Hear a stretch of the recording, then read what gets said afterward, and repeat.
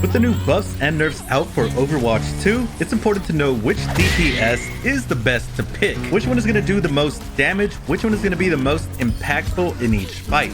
And what determines that is how useful they are when you're climbing up the ranks. This is for you, the people, the ones that are playing competitive in the low to mid to low high tier ranks. And you might not also be queuing up with the full team, so you can't really be dependent on supports and everybody else on your team doing their job properly. So we're taking all of that into account. And I do have a list like this out for tanks and a support list coming out soon, so make sure to go check those out. Now without further ado, like the video, subscribe, and let's get right into it. First up, let's talk about Ashe. Ashe is a great hero to stay behind the line or up on a ridge. If your aim is accurate, you could output deadly damage consistently and really focus down on their supports and DPS heroes, especially those flying Pharahs and Mercies. Her only negatives are her lack of mobility. Although she does have the shotgun ability that you could use to boost yourself up or get out of some sticky situations, the cooldown is so extremely long that it's really unreliable to use. And she's not the easiest hero to use. She does require good aim, meaning if you have a bad game, you're not going to be that impactful to your team's success. With that said, Bob is one of the best ultimates in the game, so because she doesn't have the best ease of use, we're only going to put Ashe in the solid but deadly tier. Next, let's talk about Bastion. Damage, damage, damage. He is a hero that really embodies the damage role, but that's all he's good at. His kit is definitely lacking and doesn't allow him to do a lot more, though he's able to melt pesky tanks really quick, as well as target people up in the air. Just make sure that when you play Bastion, even when you're in tank mode, you're going to be wanting to play around the corners, because the Hanzo with his rapid fire arrow ability could definitely target down and take him down easily. Because he doesn't have high survivability, and he's kind of a one-note hero and not really have a lot of mobility as well, we're gonna put Bastion in the mid tier. Next, let's talk Cassidy. High consistent damage with the ability to deal damage at close range. Cassidy does have a mobility boost that allows him to get out of a few sticky situations, plus his sticky grenade also takes down many supports and DPS that have been damaged already. So if you have good aim with Cassidy, you're going to be very effective at putting out consistent damage. So he's kind of like an Ashe that excels a little bit better at closer range, while Ashe excels a little bit more at longer range. And I think the same player could play both, so I would pick either one depending on the map that you're playing. He's also in the solid tier. Echo, a hero with potential for a lot of burst damage, someone who can annoy the enemy team from multiple positions and can also play with the line. She's easy to use and can easily benefit the team as well. And although she does have burst damage, sometimes it's a little bit hard to hit. However, the ultimate is definitely legit. Having 2 tanks at a single time is killer. However, you do need the game knowledge of how to play those tanks effectively. But her high mobility of being a flying hero is also really good. However, those heroes do get hard countered, and it's not always easy to hit the high burst damage consistently, which kind of leaves Echo peppering the team for most of the game, and that's just really not effective enough to be a consistent contributor to the team. That's not to say that a smart Echo player can't be effective, and you still have to depend on the enemy team to give you those openings. So because of that, Echo is only in the okay tier.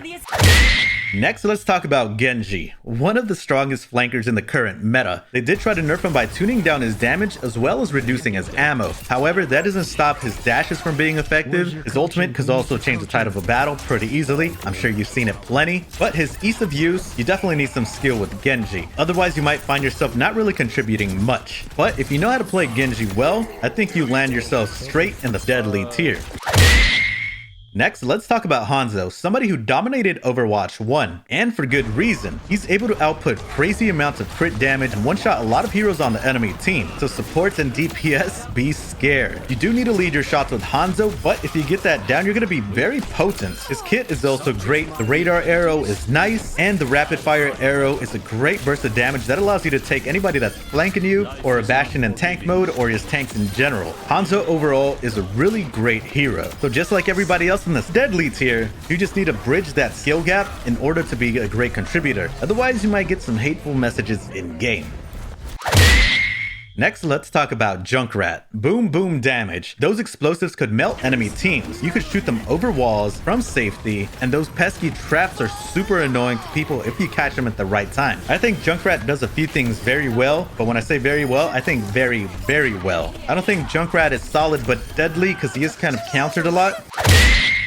Next, let's talk about Mei. Tactical minds love the hero Mei. Her Ice Wall ability can turn the tide of any battle, which is what we say for most people's ultimates, but we're just talking about one of her abilities. The ability to cut off a tank from their support or somebody from running away is kind of crazy. And she also doesn't rely on supports to keep her alive, because her self-ice ability allows her to regenerate and negate many ultimates that the enemy teams try to throw at her. Plus, her basic attack is a bane to many tanks, and her secondary icicle projectile is death to the back line. Mei is an all-around easy hero to use, and her effectiveness only gets better the more game knowledge you get, and her impact in the game only grows. So we're going to be putting Mei in the deadly category, because there are definitely matchups where you need a lot more consistent damage being outputted, and that's where Mei kind of falls short. Next, let's talk about Pharah. Pharah is the GOAT. Her rockets are high damage and deal some good splash. She's actually super fun to use, and her pulse rocket also contributes to the boot meta. Not only that, she also has a rocket boost that allows her to get out of a lot of sticky situations. However, she is easily countered by an Ashe, by a Cassidy, so she's definitely a character that you can't pick in every round. But if you're not paying attention to Pharah, which usually only happens in the lower ranks, she could definitely dominate. But once we hit the mid ranks, unfortunately, Pharah does fall down the ranks. Next, let's talk about Reaper. Reaper, in my opinion, is the best person to kind of flank the back lines, because he could heal himself by outputting damage, and he could really disrupt everybody, including his ultimate. And his ability to be immune to damage and get away, it's kind of crazy, because it could also counter some ultimates. And because of his self-survivability and his ability to get in and out and deal massive damage, Reaper, without a doubt, is in the top tier. This is definitely an easy pick in my opinion. Next, let's move on to Soldier 76. And off the bat, we're going to put him in the top tier because he has high ease of use. It's actually really easy to get used to his aim, and damn, it outputs a lot of damage. Plus, he could also heal himself and has high mobility to get in and out of flanks and get himself out of danger. And there's really not much more to say about Soldier 76. It is a simple kit, but it is a very highly effective kit. And you could even be having a bad game and still be very effective with Soldier because it's just a consistent stream of damage. Because of that, like I said, Soldier is going into the top tier. And along with Soldier, we're also going to be throwing in Sojourn, someone who probably deserves to have her own tier because of how broken she is, and how broken she is only grows the higher you go up ranks, because her ability to charge up her rail cannon and basically one-shot anybody on the enemy team is kind of insane. So when you hit the higher ranks, all you see is the Sojourn almost every single game. And not only the DPS, but she also has high mobility to get in and out of positions. And I'm sure you all know, I'm sure you've all seen it and heard elsewhere, Sojourn is just great to use right now. And if you're really trying to abuse the meta, Sojourn is the way to go. Next, let's talk about Sombra, someone who used to be in the very top tier right next to Sojourn because of her hack ability to disable the enemy hero, but more importantly, the damage boost that she used to get when attacking hacked enemies. However, since then, that ability has been nerfed, the hack doesn't last as long, and she also can't channel it, as well as her damage being reduced when she does attack those hacked enemies. However, Sombra is still very solid in my opinion. Does lose a little bit of that deadliness, but you could definitely set up some teleports near med packs and really get an annoying rotation going on. So she still has high survivability and still solid damage output. You just have to use your imagination a little bit more with Sombra, but she's definitely not only an effective killer, she's also really fun to play. Because of that, we're going to be putting her in the solid tier.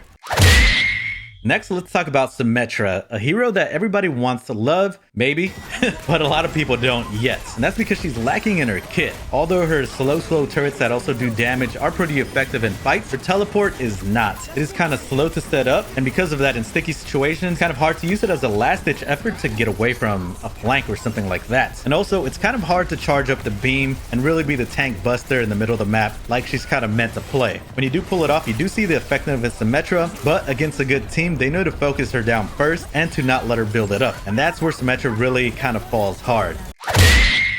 Next, we have Torbjorn. Turrets are great. If you put them in the corner, they could cover your flanks pretty well as you could put them in the enemy corner, right, and then disrupt their back line. He's also very survivable with the self buff and could put decent damage, throughout the game. So nothing crazy in my opinion, but he is very solid, but I think he could do a lot more better with a lot of the other heroes on this list. So because of that, we're going to put Torbjorn in the okay category.